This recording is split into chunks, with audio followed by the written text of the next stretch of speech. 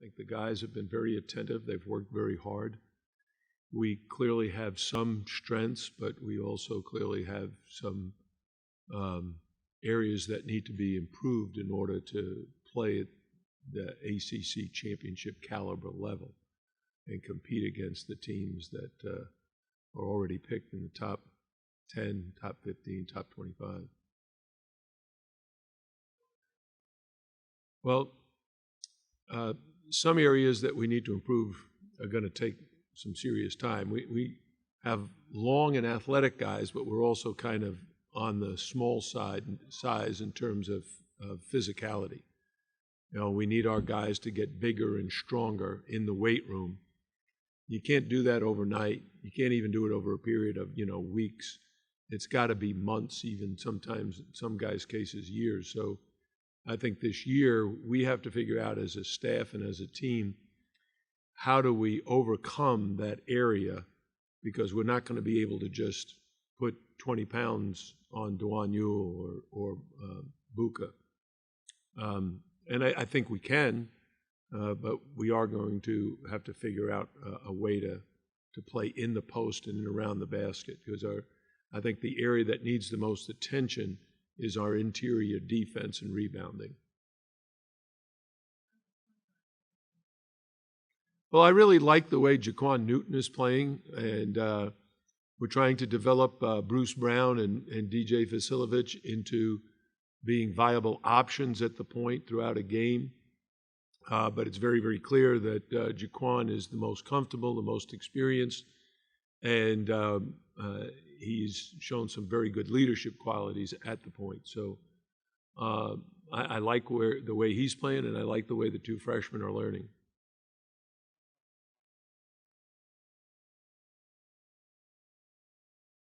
Well, they're two different kinds of players. Angel was a guy who could penetrate and pitch, but he also was a really good three-point shooter. I think Jaquan is really an attack guy. He really likes to get into the paint. Now, from an offensive standpoint, that's very, very good and is going to be very helpful for his performance and for our team's performance. The problem with it, or what you have to end up working on, is while he's driving the lane, who's back defensively? We don't want to give up a lot of fast break baskets to the opponent because our point guard's not back on for defensive balance. So while he's inside, who's going to be out? And we have Davon Reed, who's our starting two guard right now. He's also a guy that he can rebound and go to the offensive board. So we're going to have some challenges as far as defensive conversion is concerned.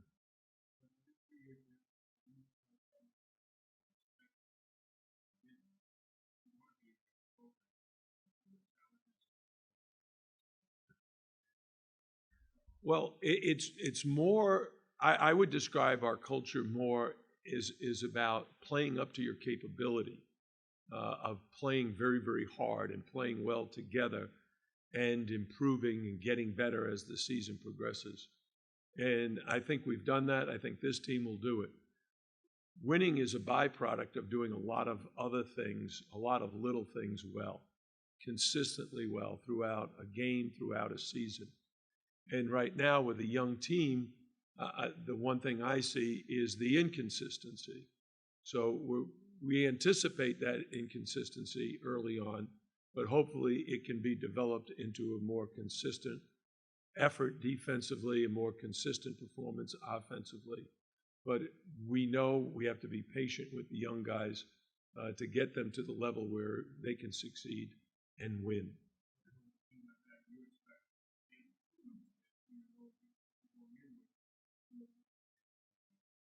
Well, we know what we're going in with. We just know that it's not where we need it to be. So we need to improve. I think we will improve. And but the competition, even when you're improving, the other team is not standing still. And in our league, there's so many good young players. A lot of it for teams is how well their young players improve as compared to how well your young players improve. So it's not just a matter of what we do, it's what our opponents and competition are doing.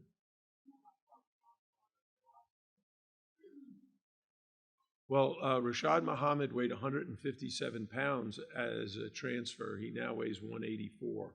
So he's improved physically. He's working at finding his role offensively. He's working to improve defensively.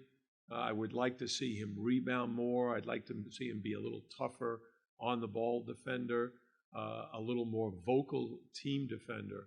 Those are all areas of his game he needs to address.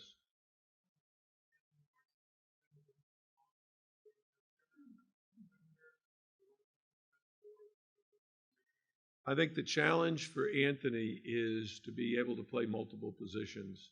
Last year we asked him to do it, he did it, but it was hard because as a freshman he had to learn both the 3 and the 4.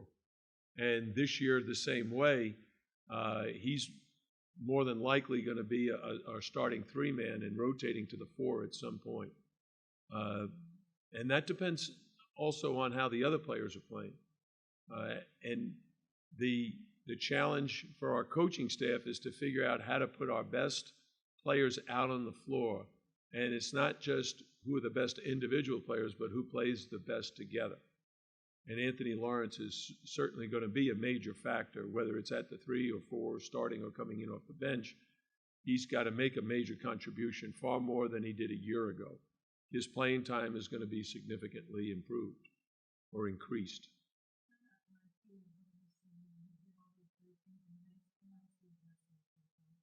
You know, I think DeJuan Ewell is like a lot of young big guys kind of trying to find himself in terms of his output in practice. I've been very, very pleased. We're working on his skill development, specifically his jump shot.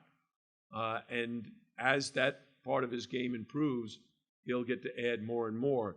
But even though he's working on those things, he still has a lot of strengths that will impact our team. And he's an outstanding defensive rebounder. He runs the floor extremely well. He's a very good target for guys driving to the basket to put it up in the air to him, kind of like Tanya did behind the defense. He clearly has to get stronger. He came in at 215. He now weighs 225. But the players that he's going to be battling against are 250, 280. Guys like Kennedy Meeks.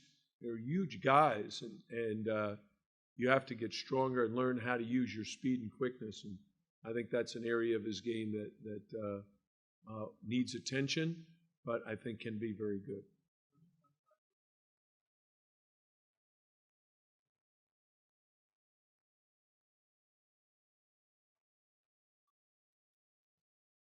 Well, I think the strength of our program over the last 5 years has been ball screens, and we're going to continue to utilize a lot of ball screens. But we also have some guys who are excellent straight line drivers, meaning if you open up the court and give them some space to work with, they can really get to the rim. Jaquan Newton, Davon Reed, Anthony Lawrence, Bruce Brown, DJ Vasiljevic.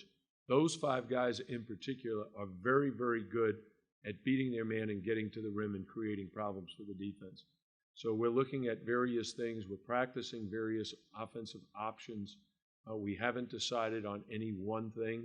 We will be adding another offensive set today and probably one more before this weekend. We have a scrimmage this Saturday, and we're going to be looking at various options to utilize in the scrimmage and then be evaluating those options after the scrimmage.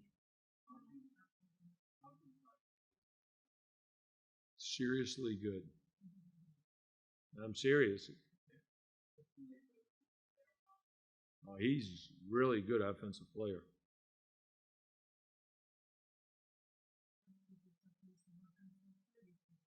Oh yeah, but offensively, I'm very, very comfortable where he is. He's going to be able to score the ball and handle the ball and share the ball. He's smart. He knows how to play. His challenge is going to be at the defensive end of the floor because he's now facing guys who are a little bit bigger than him, a little more athletic than he is, a little older and more experienced. So he has to use his savvy and his cleverness that we see on offense, we're going to need to see it defensively as well. He's working on it. I've seen improvement. It's different practice and games, though. In practice, you're going against the same guy all the time, so you figure him out. When games begin, you're going against a different kind of player every time. Not just the starter, but the guy off the bench might be different than the starter. You got to figure out, okay, does this guy drive right? Does he drive left? Is he a three-point shooter? Does he put the ball on the ground? Does he post up? Is he someone who moves well really without the ball? Does he utilize screens a lot? Is it ball screens? Is it down screens? Is it flare screens? All those different things is what you have to do to become a really good defensive player. I was thinking last night about Davon Reed and the progress he's made, which is absolutely tremendous over the course of his career. But I remember when he was a freshman, the things he had to work on defensively. And I think DJ Vasiljevic and Bruce Brown are going to have to do exactly the same things that Davon did as a freshman. You'll love him. He's smart, he's articulate, he's funny, he's very team-oriented, gets along great with the guys, the coaches love him. He is everything we thought he would be and a whole lot more.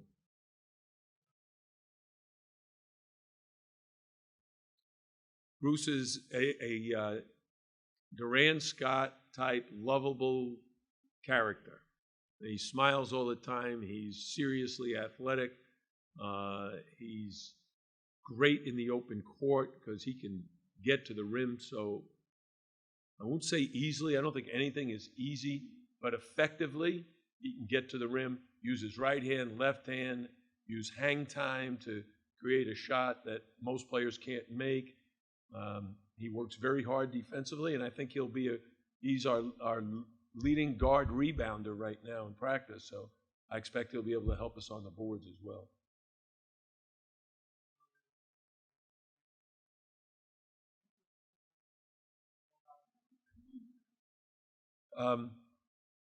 You don't need a quantity of three-point shooters to be a very effective three-point shooting team. You do have to have a number of guys that can make them. It doesn't have to be 5, 6, or 7 guys. You know, if you look at our team last year, Angel shot the 3, Sheldon shot the 3,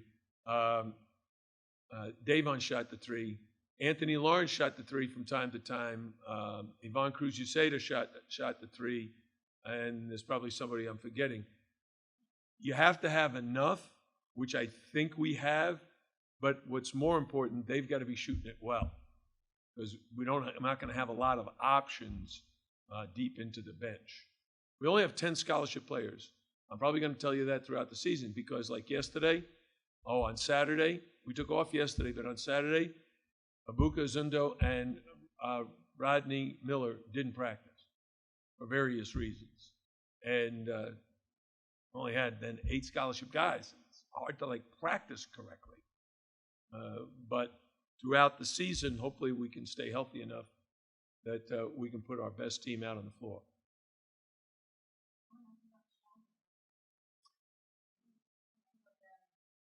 One of my happiest moments of 2016 was to get a text from Tommy Shepard, who is one of the leaders of the Washington Wizards.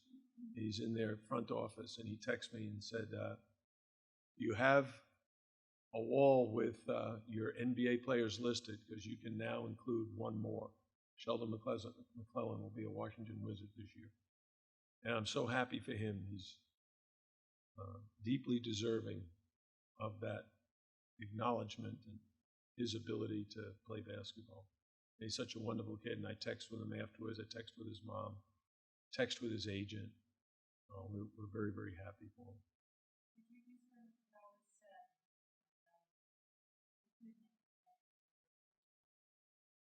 Well, the NBA has a certain criteria they look for, and he meets all of the criteria.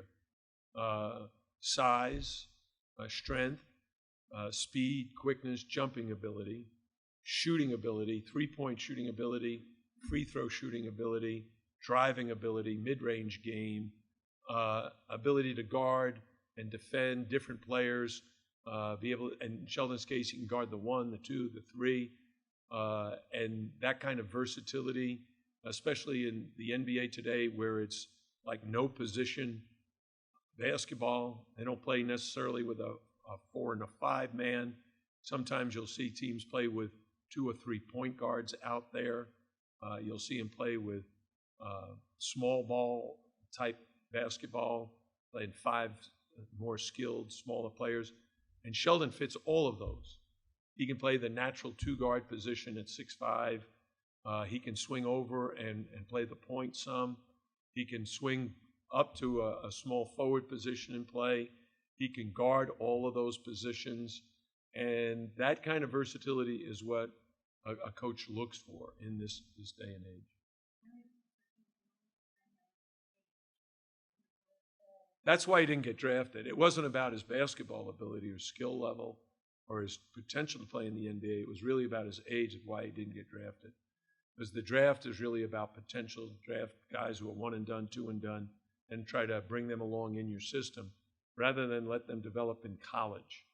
Yet I've seen so many players over the years who have stayed 4 years that ended up becoming great players. And that's my wife wanting to know how I'm doing in my press conference.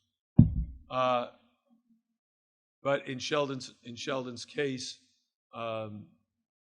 even though he's 22, 23 years old, he falls into that category like a Shane Battier. He's mature physically and mentally. You don't have to worry about him off the court. You know, a guy like Tim Duncan did pretty well after spending 4 years in college. There were a lot of guys.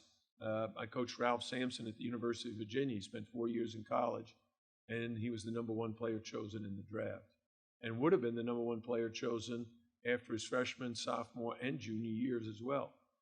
So he stayed. He got physically stronger, much more mature, and was able to go in and be the NBA Rookie of the Year and an NBA All-Star in his freshman season in the NBA. So I think Sheldon is well on his way to having a very long NBA career.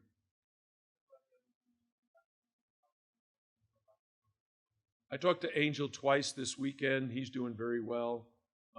His team is 2-2, and he's playing well. He's happy with the way he's playing. Tanya, I haven't personally spoken to him, but he's been texting with my coaching staff. He's averaging a double-double, and he's very happy with the way he's playing in Turkey. Yeah, we've got 4 last year seniors all playing professional basketball. Sheldon with the Wizards, Ivan Cruz Uceda in Spain, Tanya in Turkey, and Angel in France.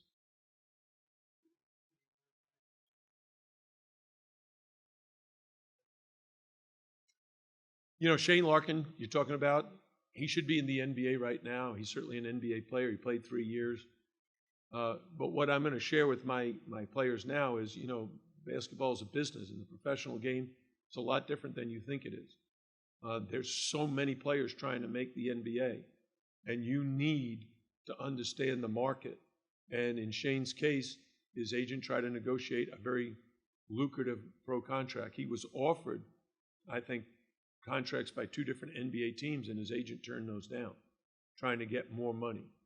And when he didn't get the money he was asking for, he went back to those teams. They'd already signed somebody else, and that left Shane out of the market. You know, all the teams had signed their point guards and backup point guards, and he was out of the business. So he went to Spain. He's playing very, very well right now. I think he's averaging like 18-8, and probably either the second or third best professional basketball league in the world. So I think he'll be back in the NBA a year from now. And even this season, hopefully he has an NBA out where if someone really needed him, they could call him and offer him a deal. But I think he'll be back in the NBA in a good situation a year from now. Just enough to know that he's disappointed he's not in the NBA. He knows he's an NBA player, but he's not. So he's even more determined now to prove he belongs in the NBA.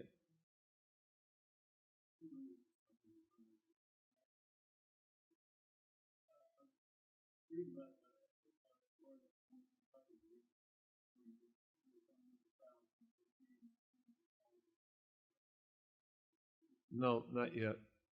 We're trying to get our players, especially our young guys, to know a lot of the stuff that they think of fouls are really not fouls, because the physicality of the game is much different than it is in high school. And for Kamari Murphy, he's playing great defense, and all the young guys think he's fouling them. So that when they go on defense, they really do foul him, and they don't think it's a foul because it's what they think he's doing. But he uses his body, they use their hands, and there's a big difference.